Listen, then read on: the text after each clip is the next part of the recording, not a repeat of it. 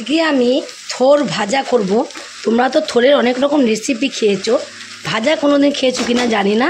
আজকে থোর ভাজা করব। এই থোরটা আজকে আমি কিভাবে ভাজা করব তোমরা সেটাই প্রথম থেকে শেষ পর্যন্ত পুরো ভিডিওটাকে দেখতে হবে। আজকে আমি এই থোর ভাজাটা কিভাবে তৈরি করব। তার জন্য এখানে আমি থোর নিয়ে নিয়েছি, কেটে নিয়েছি। আগে আঁশটাকে ফেলে দিয়েছি, অনেক টাইম লাগে, তার জন্য দেখো আঁশটাকে ফেলে দিয়ে এবার আমি একটা ছুরি নিয়েছি। ছুরি নিয়ে এইভাবে একটু ছোটো সরু করে কেটে নেব। যত সরু হবে, আবার যদি মনে করো যদি মোটা ভাব হয়েছে তাহলেও কিন্তু কোনো অসুবিধা নেই, যেহেতু এটাকে আমি কিন্তু আবার ধুয়ে লবণ দিয়ে চটকে নেব। তার জন্য একটু মোটা ভাব হলেও কোনো ব্যাপার নেই কাটা, কিন্তু যত সরু কাটবে তত ভালো হয়। সমস্ত থোরগুলোকে কেটে নেব। দেখো সবগুলো কিন্তু থোরই আমি কেটে নিয়েছি একই রকম করে। সবই থোরগুলো একরকম কেটে নিয়ে এবার আমি একটা বড় জায়গায় তুলে নেব। বড় জায়গায় তুলে তাহলে ধুতে সুবিধা হবে, ধুয়ে তুলে নেব। এখন দেখো সব থোরগুলো কিন্তু ধুয়ে আমি আগেই তোমাদের বলেছি বড় একটা জায়গায় তুলে নেবো। দেখো বড় জায়গায় থালার মধ্যে একটা তুলে নিয়েছি। তুলে নিয়ে এবার এখানে আমি লবণ নিয়েছি। লবণটা উপর দিয়ে এভাবে ছড়িয়ে ছড়িয়ে দেবো। লবণটা ছড়িয়ে ছড়িয়ে দিয়ে তারপর কি করব, তো এইভাবে আমি চটকে নেব। থোরগুলোকে সব থোরগুলোকেই চটকে নেব। চটকি দেখবে এতটা যে আছে এখন, তখন কিন্তু এতটা থাকবে না, তখন কিন্তু একদম অল্প হয়ে যাবে। একটা টিপসও দেখিয়ে দিই, যদি মনে করো যে থোর একটুখানি বুড়ো বুড়ো আছে, শক্ত টাইপের বুড়ো কি শক্ত টাইপের থোর আছে, তখন তোমরা কিন্তু এইভাবে নোড়া দিয়ে একটু ছেঁচে নিতে পারো। তাহলে ওই যে হাত দিয়ে চটকানোর সেই কাজটা কিন্তু হাত দিয়ে চটকাতে লাগবে না। এখন তো বেশিরভাগ লোকের হাতেই ব্যথা থাকে, যদি চটকাতে না পারে এভাবে একটুখানি নোড়া দিয়ে ছেঁচে নিলে কিন্তু দেখবে খুব সুন্দরভাবে হাত দিয়ে চটকানোর মতনই হয়ে গেছে। আমি তোমাদের দুটো টিপস দেখিয়ে দিলাম, তোমরা যেভাবে ইচ্ছা সেভাবে কিন্তু থোরগুলোকে একটু চটকে নিতে পারো। এখন কিন্তু দেখো আমি কিন্তু চটকে নিয়েছি ভালোভাবে। কতটা থোর হয়েছিল দেখো, কোনটুখানি হয়ে গেছে। এখন এবার এটাকে আমি একটু আরেকবারও ধুয়ে নেবো। আরেকবার ধুয়ে নেবো কেন, লবণ দিয়েছি অনেকটা, যদি পরে আবার লবণটা বেশি হয়ে যায় তার জন্য একটুখানি ধুয়ে নেবো ভালোভাবে চটকে। আর দেখো কতটা জল বেরিয়েছে দেখো। আর এই থোরের জলটা কিন্তু যাদের হাই প্রেশার তারা যদি এই থোরের জলটা খায় খুবই উপকার। এই থোরের জলটা খাওয়া তাদের পক্ষে, তাদের প্রেশার হাই করে কমে যাবে যারা এই থোরের জলটা খাবে। এই থোরের জলটা আমি রেখে দেবো আলাদা করে। আমার যে নিজেরই হাই প্রেশার, আমি নিজেই খাবো, তার জন্য থোরের জলটা কিন্তু ফেলবো না।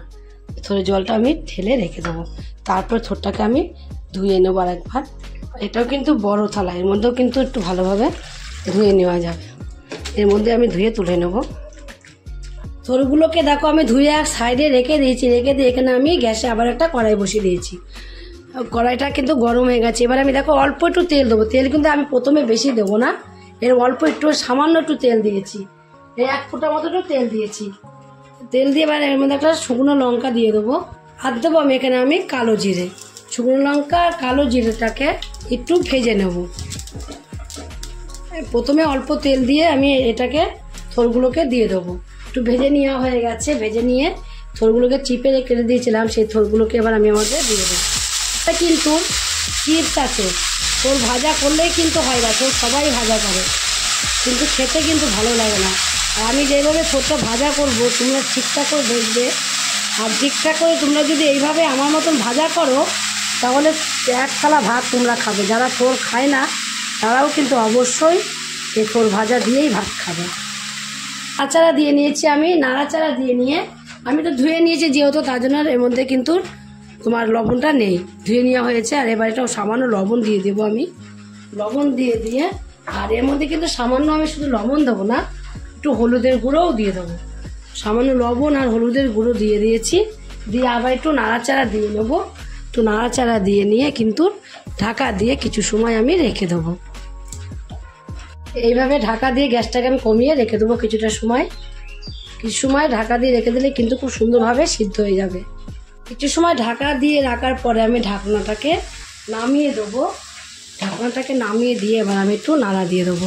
একভাবে ঢাকা দিয়ে রাখলে কিন্তু হবে না, মাঝে মাঝে ঢাকা দিতে হবে, একটু নাড়া দিতে হবে। প্রথমে তো তোমরা দেখলে আমি অল্প করে তেল দিয়েছিলাম, একদমই অল্প তেল দিয়েছি, না দেওয়ার মতন। কিন্তু থোর ভাজার তেল লাগে, অনেকটাই তেল লাগে, দেবো পরে দেবো। এরপরে যদি অল্প তেল দাও তাহলে কিন্তু অল্প তেলে তোমাদের একদম খুব সুন্দরভাবে থোর ভাজা হয়ে যাবে। আবার তেলও কিন্তু দেখবে হাতে লেগে আসবে। নাড়াচাড়া দিয়ে নিলাম। নাড়াচাড়া দিয়ে নিয়ে এই ভাজাতেই কিন্তু সিদ্ধ হয়ে যাবে থোরটা একদম। নাড়তে হবে, শুধু বসিয়ে রাখলে হবে না, মাঝে মাঝেই কিন্তু এভাবে নাড়া দিয়ে দিতে হবে। এখন কিন্তু আমি তোমাদের কিছুক্ষণ পরে দেখাচ্ছি, এখন অনেকক্ষণ পরেই তোমাদের দেখাচ্ছি। দেখো এখন কিন্তু অনেকটাই ভাজা হয়ে গেছে বা সিদ্ধ কিন্তু হয়ে গেছে।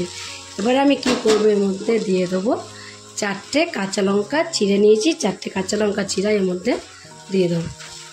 কোনো কিছুই লাগে না এর মধ্যে, শুধু লবণ আর হলুদ হলেই রান্না হয়ে যায়। লঙ্কা হলেই এত সুন্দর একটা রেসিপি হবে, তোমরা না খেলে বুঝতে পারবে না। দেখো এইবার আমি কি করব তোমরা সেটাই দেখো। ছোট্ট একটা টিপস আছে এর মধ্যে।